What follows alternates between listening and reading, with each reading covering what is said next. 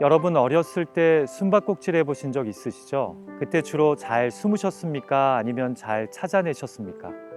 저는 개인적으로 숨는 것보다 찾는 재미가 더 있었던 것 같습니다. 숨다 보면 걸리지 말아야 한다는 조바심에 가슴 떨리며 기다렸는데 숨은 친구들을 찾는 것은 느긋하게 하나하나 살펴보면서 마치 경찰이 범인을 찾는 기분이 들었기 때문이죠. 그래서 숨는 재미보다는 찾는 재미가 더 솔솔했던 것 같습니다.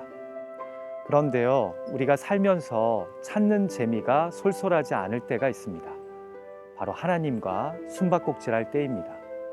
하나님이 힘든 내 삶 속에 잘 안 보이셔서 어디 꼭꼭 숨어 계신 것 같은 마음이 드는 그런 영적 숨바꼭질 말입니다. 우리는 시편 13편에서도 하나님과 영적 숨바꼭질을 하고 있는 기도자 다윗을 발견하게 됩니다. 여호와여, 어느 때까지니이까? 나를 영원히 잊으시나이까? 주의 얼굴을 나에게서 어느 때까지 숨기시겠나이까? 시편 13편에서 우리는 다윗의 기도를 통해 두 가지 중요한 교훈을 얻게 되는데요.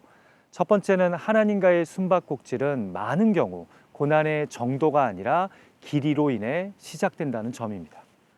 여러분, 시편 13편을 시작하며 다윗이 1, 2절에서 계속해서 강조하는 표현이 무엇인지 아십니까? 바로 히브리어로 아드 안나, 곧 어느 때까지니까 라는 표현입니다. 1절을 보시면 나를 어느 때까지 잊으실 거냐고, 주의 얼굴을 어느 때까지 숨기실 거냐고 묻습니다. 다시 2절에서는 내 영혼이 번민하고 마음에 근심하기를 어느 때까지 하실 거냐고, 내 원수가 나를 치며 자랑하기를 어느 때까지 하실 거냐고 탄식합니다. 여러분, 지금 다윗을 가장 힘들게 하는 것이 무엇입니까? 바로 하나님의 부재 가운데 경험되는 고난의 장기화입니다. 제가 목회를 하면서 보니까요, 누구에게나 육신의 질병이나 경제적인 문제, 관계의 아픔이나 사건, 사고 등 뜻하지 않은 고난이 찾아옵니다. 처음에는 대부분이 믿음으로 반응하며 잘 버팁니다. 그런데요, 시간 앞에는 장사가 없습니다. 고난이 길어지고 그 가운데 하나님의 부재가 길게 느껴지면요, 다들 믿음으로 버티다가 결국에는 흔들립니다. 그래서 우리를 힘들게 하는 것은 사실 고난의 정도보다 고난의 길이입니다. 그런데 역설적이지만 두 번째로 진짜 믿음은 오히려 하나님과의 이런 숨바꼭질에서 당금질 된다는 점입니다. 잠깐 스쳐 지나가는 고난이 아니라 길게 찾아오는 고난이 오히려 우리로 하여금 하나님 신앙을 진지하게 고민하게 만듭니다. 마치 기다림이 우리의 마음을 더 애절하고 설레게 만드는 것처럼 긴 기다림이 우리의 믿음을 더 정금 같게 만듭니다. 그래서 1절에서는 그냥 여호와여 하고 부르짖던 다윗이요, 3절에서는 여호와 내 하나님이여 라고 더 간절하게 하나님을 갈망합니다. 긴 영적 숨바꼭질 가운데 다윗은 자신이 이미 경험한 변하지 않는 하나님의 속성에 마음을 모읍니다. 나는 오직 주의 사랑을 의지하여 싸우니 나의 마음은 주의 구원을 기뻐하리이다.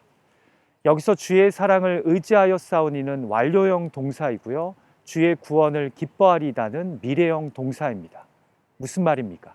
나는 이런 숨바꼭질의 상황에서도 하나님이 지금까지 나에게 보여주신 변함없는 사실, 곧 나를 향하신 그 사랑, 그 은혜를 믿기에 오히려 주님이 곧 베푸실 구원을 기뻐할 것이랍니다.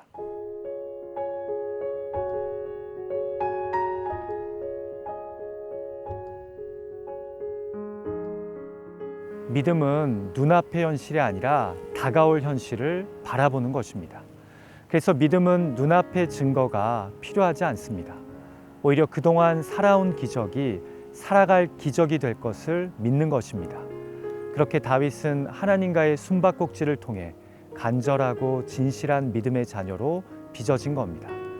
나는 오직 주의 사랑을 의지하여 싸우니 나의 마음은 주의 구원을 기뻐하리이다. 부디 우리의 영적 숨바꼭질 가운데서도 다윗이 경험한 그런 연단과 성숙이 있기를 간절히 소망합니다.